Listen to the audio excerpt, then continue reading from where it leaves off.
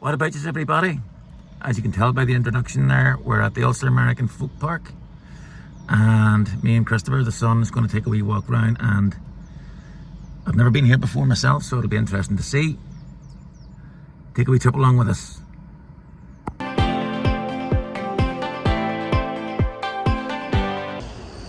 And it's reminded me to update my sat nav at the same time. But the weather's just dry at the minute, but doesn't look too promising. So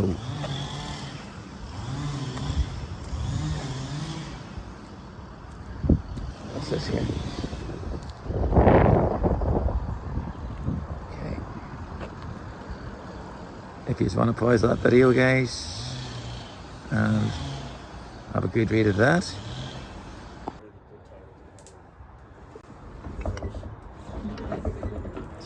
Absolutely, yes. Well, if you consider that 100 years ago, a set of making and putting on a full set of shoes was paid about the same, cost about the same as a skilled labourer's wages for a week. So if you take that up to now, you know, 200-300 quid. You know, so you were, and if you did 5 horses every day, you know, you were making a reasonable amount of money. Yeah. Any information in this wee house, son? Huh? Any information in this wee house?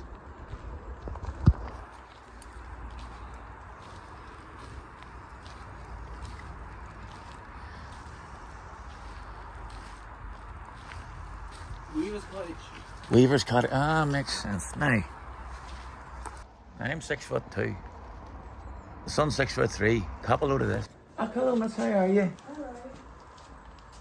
These were telling farmers they had rent to pay, and the money that they earned from the sale of their tweed cloth enabled them to have the money to pay the rent and money for all their essentials. Traditionally, it would be the woman and the older girls who did the spinning, and the men who did the weaving. You can see here I'm just drafting the wool in, then the wheel twists it and it ends up as a yarn on the bobbin. But once you have it spun, it's actually quite strong. The twisting gives it strength.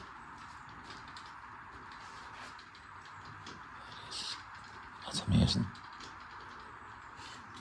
It ends up on the bobbin, and that's it there when it comes off the bobbin. You see how strong it is.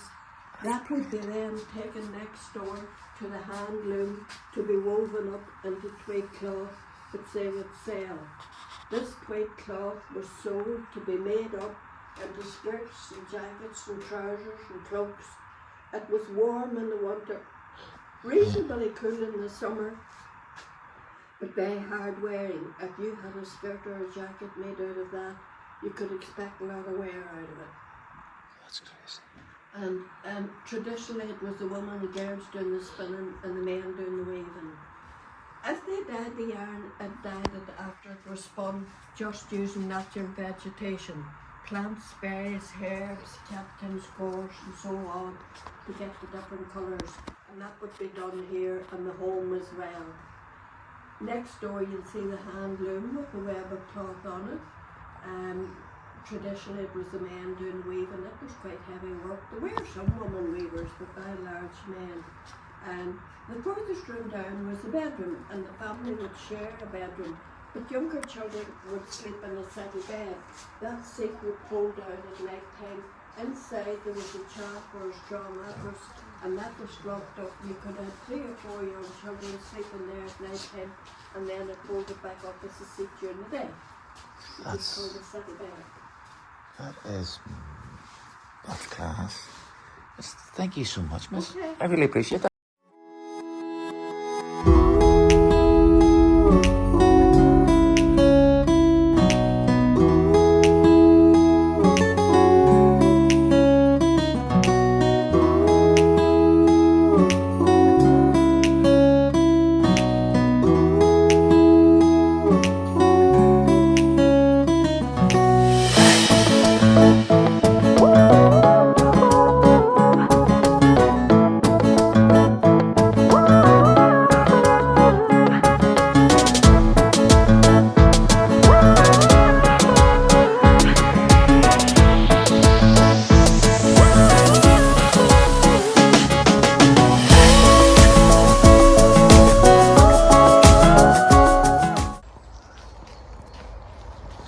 say it's actually quite informative and interesting. I actually think it's better than folk and transport and culture, but then that's just my opinion. But they say it takes about 2 hours to get around this entire thing. I'd well believe it.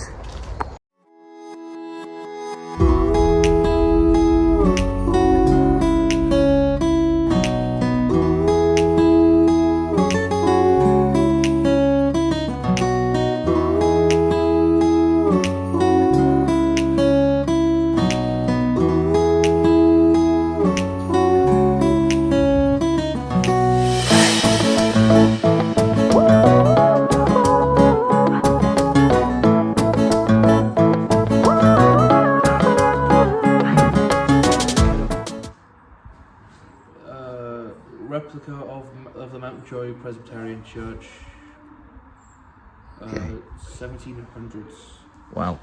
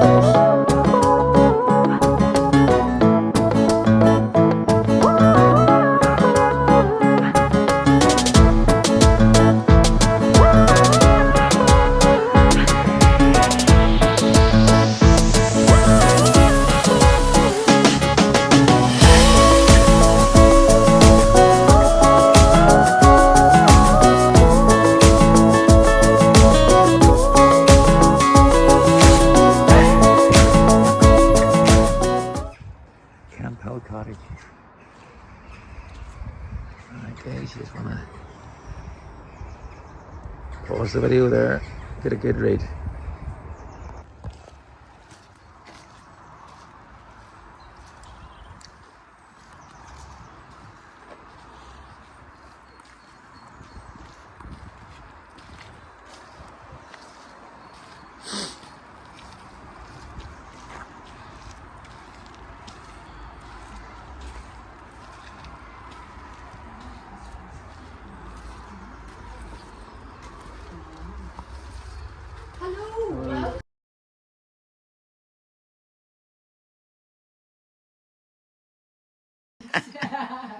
You're very welcome. Are you a Man U supporter?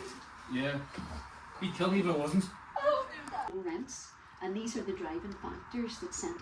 Sorry about that, guys. I couldn't get much video in there because I asked the lady if it was okay to film her giving the story, and she asked that rather not. So, her right, and I obviously complied with her wishes. So there wasn't much of that story, but the Melon House, I will look it up and put some screenshots of the information and stories about it in the video. So let's go, a bit more to discover.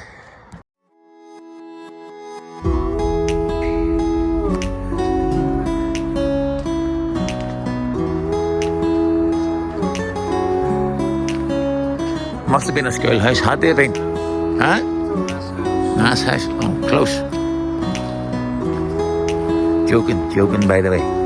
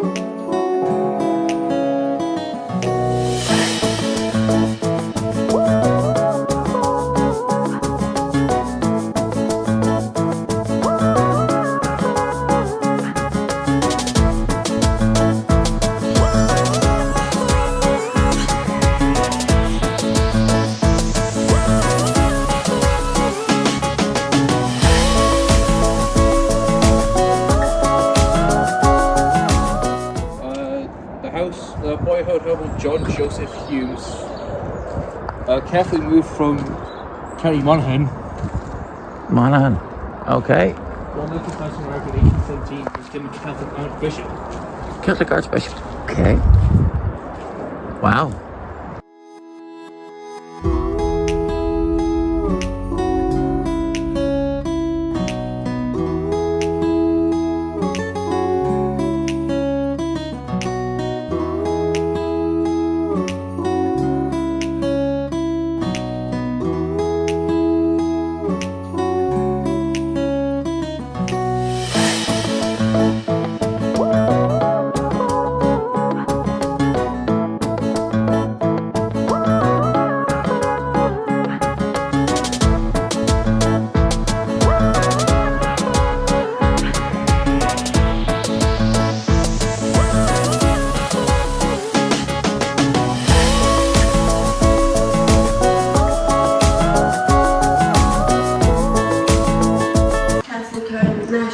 School. Yeah. It was built in 1845. It was, all denominations came to this school. It was a two-teacher classroom. The headmaster sat here. He taught the older children. The monitor, the assistant teacher sat at the back. She taught the younger children and the older girls needlework. Gotcha. The three main subjects were reading, writing, arithmetic. Then they had to learn their spellings off by heart, and learn their tables off by heart, and learn to perfect their handwriting. So that hopefully by the time they left school, that they could write like that there. The younger children would start off with slate on slate. They had slate boards and slate pencils. And this was very practical because when they had the work done, and the teacher had it corrected, they just cleaned the slate off and it could be used again. The older children progressed to using the quill, which was the goose's fella, and they had these little ink pots that sat in here, and they would dip their quill into the ink. I don't have ink in it. Yeah. And they had these copybooks. They were called the Weir Foster copybooks. They were printed in Dublin. Yeah. That's the Weir Foster copybooks, printed in Dublin. And each page had headings on it. Each page had headings on it. Yeah. And the idea was that you would just copy the headings over and over and over again, keeping between the lines. And then hopefully by the time you left school that you could write like that there.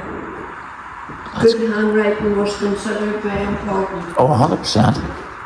And the children were graded through a series of school readers, which went from book 1 to book 7. This is book 6. And these were standardised graded textbooks. And what happened was the children were expected to pass through one book each year before they could move on to the next year. So what happened was the inspector came into the school at the end of the year. He would ask questions on whichever book you were in, and if you couldn't answer the questions, you didn't get going on, you had to stay behind another year. Ooh. A lot of children never got past book 4. So that's how they were graded. They were older the children starting school today because these national schools were in a 3-mile radius, and that meant some children had to walk up to 3 miles each day to get to school. So they would have been like 6 when they started, but they remained here to 14 years of age. And for most children, that was the only education they got, was what they got here at the national school. Now, when the school opened, there were over 90 on the register, but school wasn't compulsory, and sometimes children were kept at home to help out with chores at home, especially during the busy seasons of the year. This was taken from an actual day in Castletown. On that particular day there were 70 children in this classroom. But you notice that as the children got older, the tendencies fell away slightly. And that sometimes happened when the older children were forced to leave school to go off to earn wage to make the younger children in the family. That's crazy. That's brilliant. That's